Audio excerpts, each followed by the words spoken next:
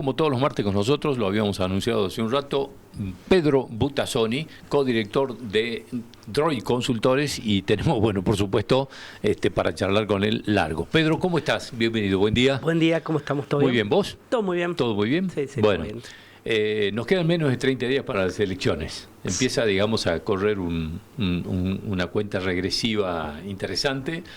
¿Cómo estás viendo este clima? ¿Ya ves clima de campaña? ¿Y cómo ves el interés del electorado?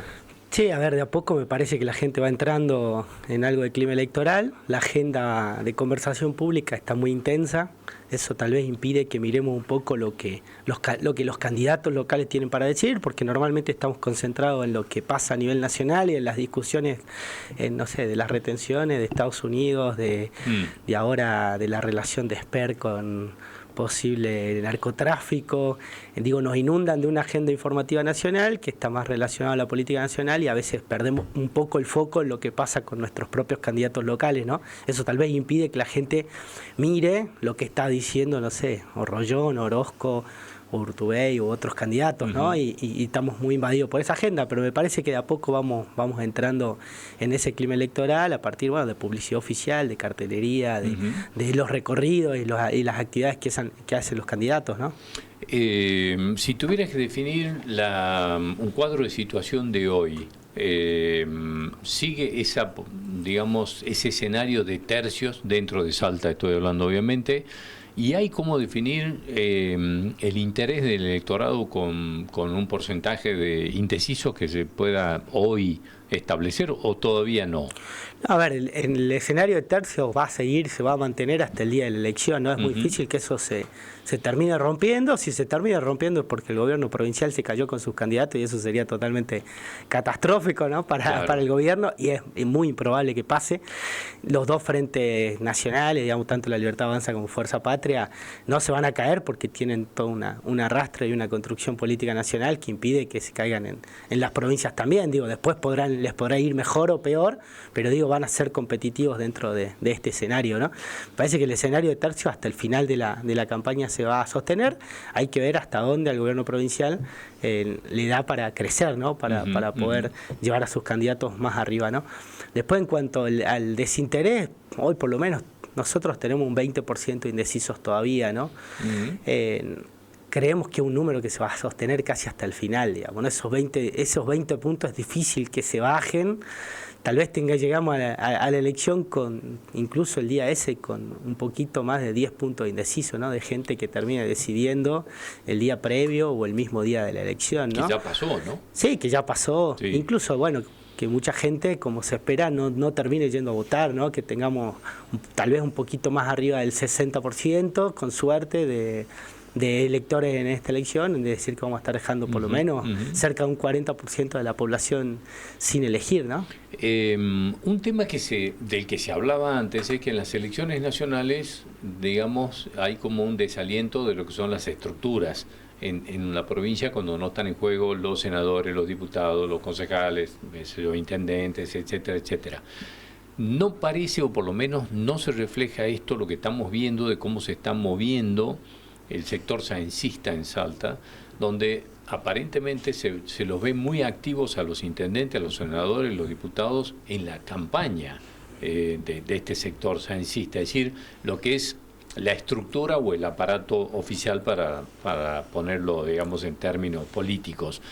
Y yo me empiezo a preguntar, ¿qué se puede llegar a replicar de lo que fue el mes de mayo? Porque, digamos, si bien en mayo en Salta la sorpresa fue el triunfo de la Libertad Avanza en la capital, en el número final, cuando terminó, digamos, de computarse todos los votos, había una diferencia como de 140.000 votos, no me acuerdo el número con precisión ahora, capaz que vos lo tenés mejor, te acordás mejor. ¿Cuánto puede influir ese número que era de lo que el saencismo terminó juntando en ese mes de mayo, donde no le fue bien en la capital? No, a ver, me parece que son de entrada elecciones distintas. Efectivamente, la estructura provincial se está moviendo, los intendentes y todos los legisladores y dirigentes políticos en general, los funcionarios propios de gobierno provincial, me parece que están todos en modo campaña y se los ve muy activos y le han puesto una intensidad a la campaña que tal vez hace unos meses no la esperábamos, ¿no? Que que es a partir de Gustavo Sáenz poniéndose al frente, ¿no? de la elección. Me parece que también eso es una sorpresa, ¿no? Algo que Sáenz nunca había hecho en elecciones nacionales, ¿no?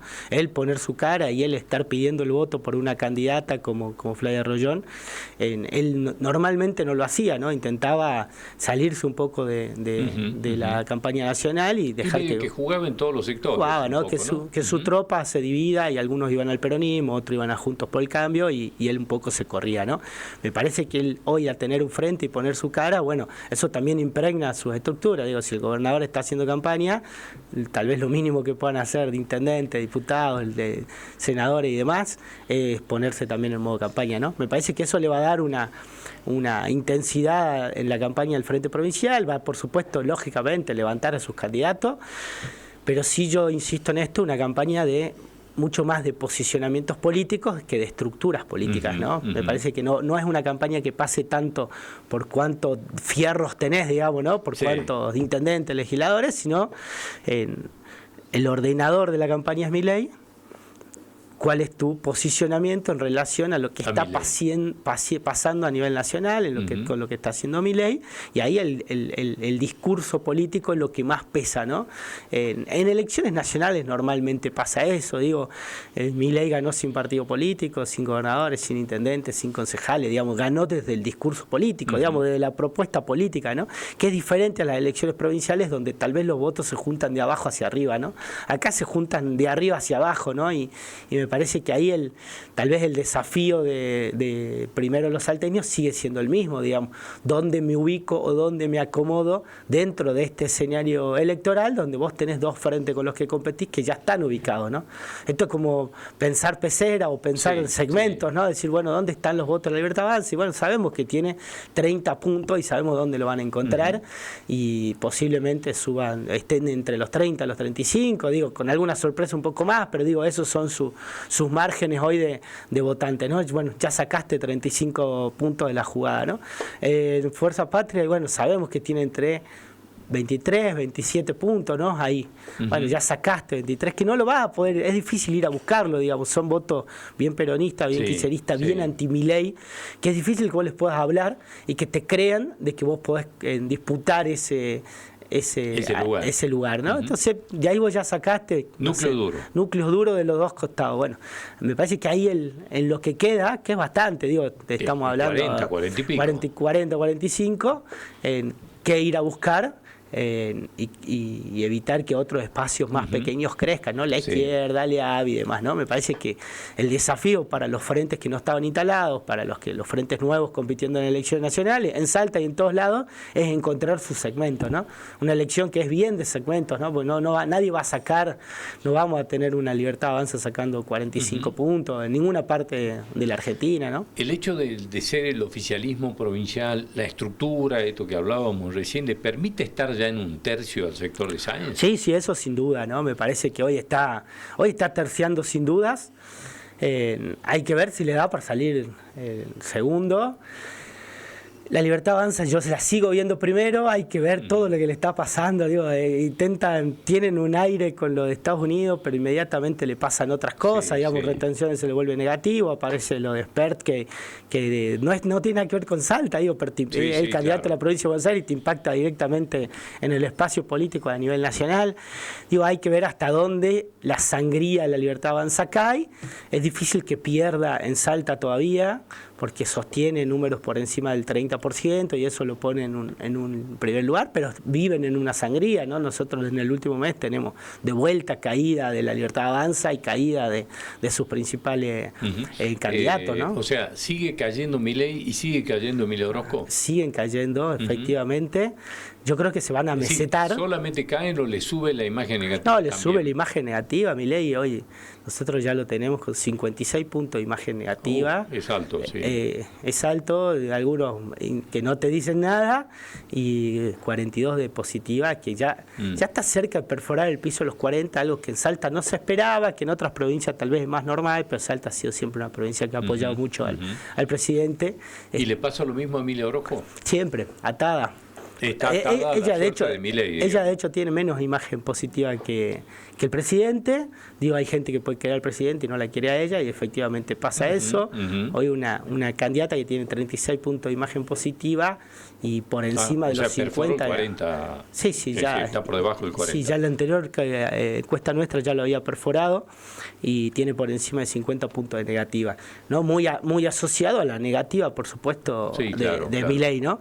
Digo, hoy o por lo menos la estrategia que uno se ve de ellos es más de aferrarse a su núcleo duro, decir, bueno, nosotros con entre 30 y 35 puntos, que es lo que se espera que pueda sacar, listo, ya estamos y posiblemente ganemos la elección y nos llevemos los 2 senadores y un diputado, ¿no? Ahora, hay una serie de factores. Vos hablabas recién del tema corrupción, que yo decía, el domingo me invitó Néstor Sánchez a su programa, ¿no? Y yo le decía, el problema que tiene es que ahora es una bala, como se suele decir ahora ya, digamos en términos políticos y habitualmente, es una bala que les entra el tema de la corrupción. Sí. Antes estaban como blindados a ese tema. Después del caso Libra, después de lo que fue los audios de Español y todo lo que es las posibles coimas en discapacidad, ahora salta lo de PER, de vinculaciones o de aportes en el narcotráfico a las campañas de PER. Son temas duros. Es decir, ya es una bala que entra. O sea, se cae una gran bandera que tenía, que era la lucha contra la casta. La lucha contra la casta implicaba terminar con la corrupción política y la corrupción empieza a golpearlos. Junto con esto se pelean con un sector, digamos, si bien tienen oxígeno de Estados Unidos con digamos, estos anuncios de aporte, porque hasta aquí no es más que anuncios, digamos, de este salvataje de los Estados Unidos, pero esto lo termina indignando al campo con el tema de los 7.000 millones de las retenciones, que hizo un negocio espectacular, unas cuantas cerealeras, que ganaron 1.500 millones en un pase de mano, y el campo quedó indignado. Entonces pierden un segmento importante que se supone que era el del campo. Sí, a ver, totalmente. Me parece que los casos de corrupción, principalmente, además, el problema que tiene es que ninguno se cerró.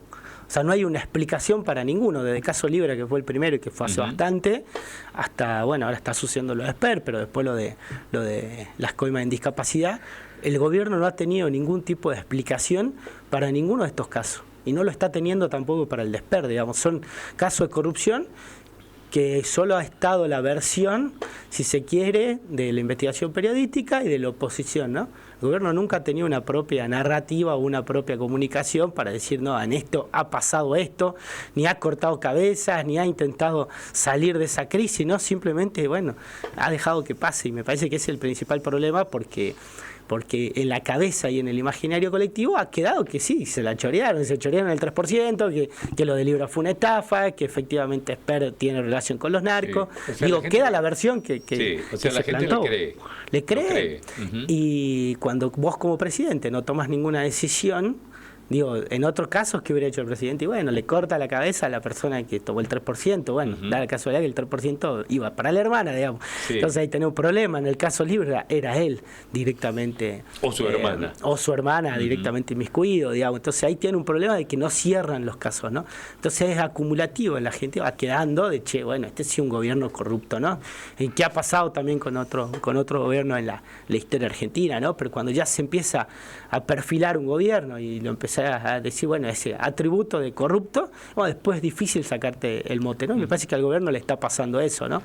Y después los errores, como lo que han hecho con retenciones, bueno, lo que hacen en general en términos políticos y económicos hace tiempo, ¿no? El salvataje de Estados Unidos, digamos, ¿es un alivio solo para el mercado, digamos, fue un anuncio para el mercado, o esto baja a la gente que en algún momento, digamos, había empezado a abandonar al gobierno por el tema económico? Porque, digamos, se le complica el tema económico, empieza a golpear a la gente desde el punto de vista de ir al supermercado. Entonces, no sé cuánto de un salvataje de Estados Unidos al sistema financiero, ¿cuánto eso llega a la gente? ¿Cuánto lo ayuda o no? ¿O es solo para el mercado? No, a ver, a la gente común lo que le dio un poco de tranquilidad circunstancial en términos de la inestabilidad cambiaria que había, ¿no? El argentino está mirando mucho el dólar como una variable de lo que pasa en la economía en general, ¿viste? Es como un síntoma, digo, bueno, si tenés inestabilidad cambiaria, algo está por pasar, algo se está por romper, claro. ¿viste? Es la fiebre, ¿viste? Decir, bueno, la gente se vuelve un poco loca en ese sentido, entonces te calmó el dólar,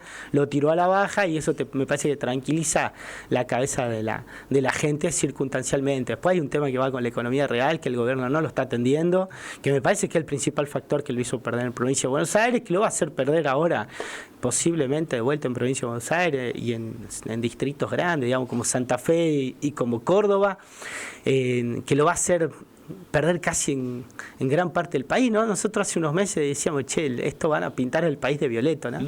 Efectivamente se venía como una ola violeta y la Libertad Avanza iba a arrasar en casi toda Argentina, y hoy eso que empieza a estar cada vez más en duda, ¿no? Pero en Ciudad de Buenos Aires, Mendoza, Entre Ríos, como provincias grandes y hasta ahí nomás, ¿no? Capaz que Salta, capaz que Jujuy, pero ahí se te está... Chaco, sí, entre claro. las tres provincias hacemos, no sé, el 4% del electorado.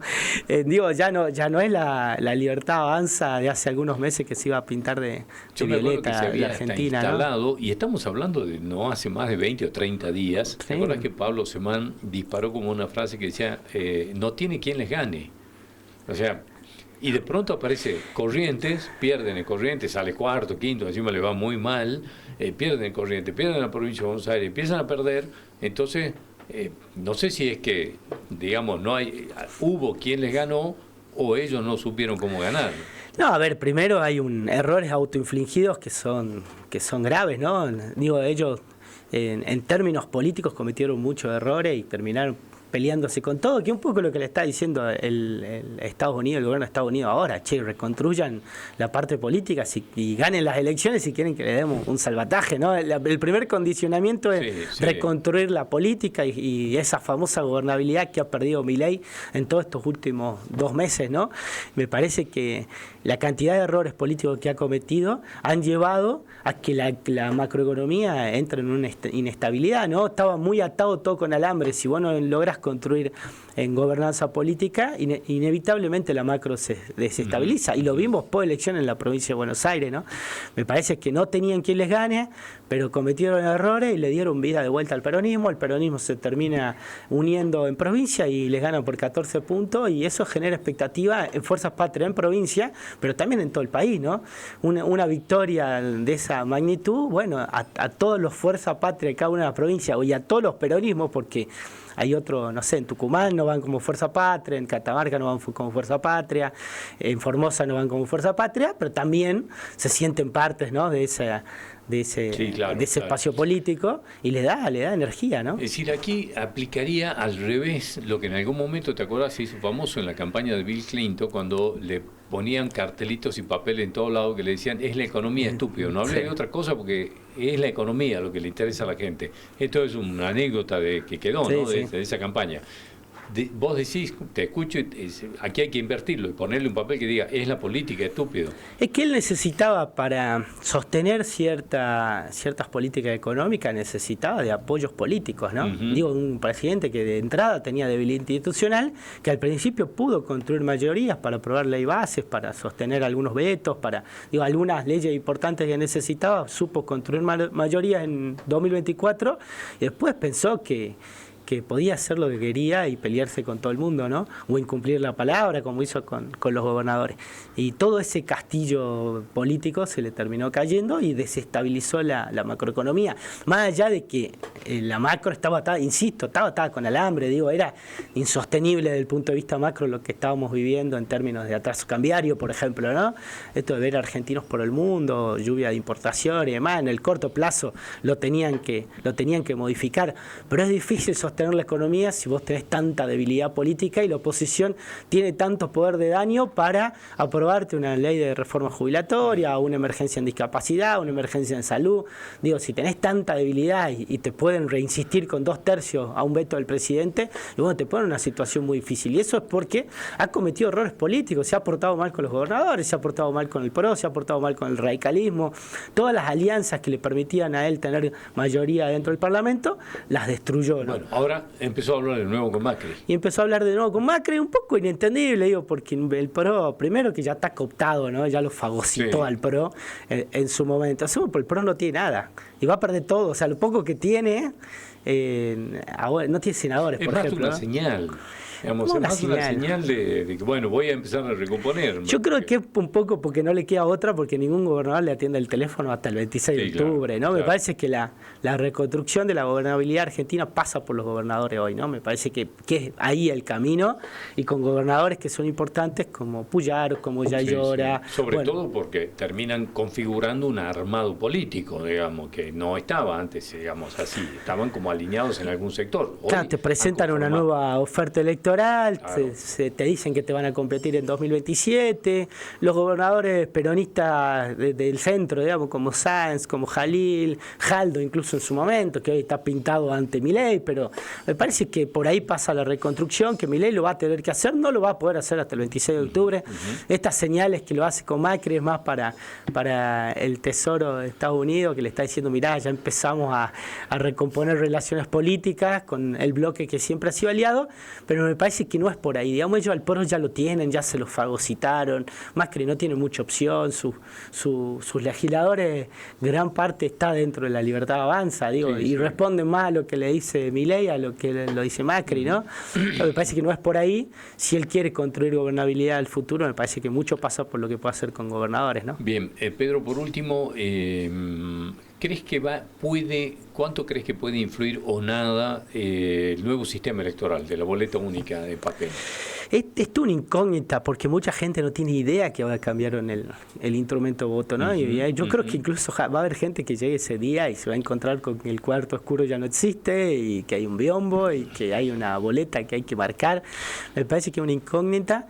Sí me sorprende que el gobierno nacional, a partir de la Dirección Nacional Electoral, ha hecho muy poca capacitación Sí, no sé cómo estará el sí, centro sí. del país, digo, pero en el norte hay muy pocas actividades que permitan hacer que la gente se entere del cambio, Sí, ¿no? esto puede generar sorpresa, decimos. Puede generar sorpresa. Bueno, los partidos políticos están haciendo, ¿no? Ahora mucha campaña con la boleta, la simulación de la boleta en folleto y demás, pero me parece que puede generar algo de sorpresa y va a ser una incógnita también los resultados en términos de cómo van modificando para adelante, ¿no? Siempre los cambios de instrumentos te van modificando después la oferta política, las alianzas, los incentivos, y me parece que algo de eso vamos a ver, pero tenemos que esperar la primera, ¿no? En Salta el voto electrónico ha modificado rotundamente la política salteña, desde que se implementó en 2011 hasta ahora. Me parece que la boleta única también hay que esperar que vaya haciendo modificación en la política nacional, ¿no? Pedro, gracias por venir como siempre. No, gracias a vos, Indy, un placer. Un abrazo. Hasta el próximo martes.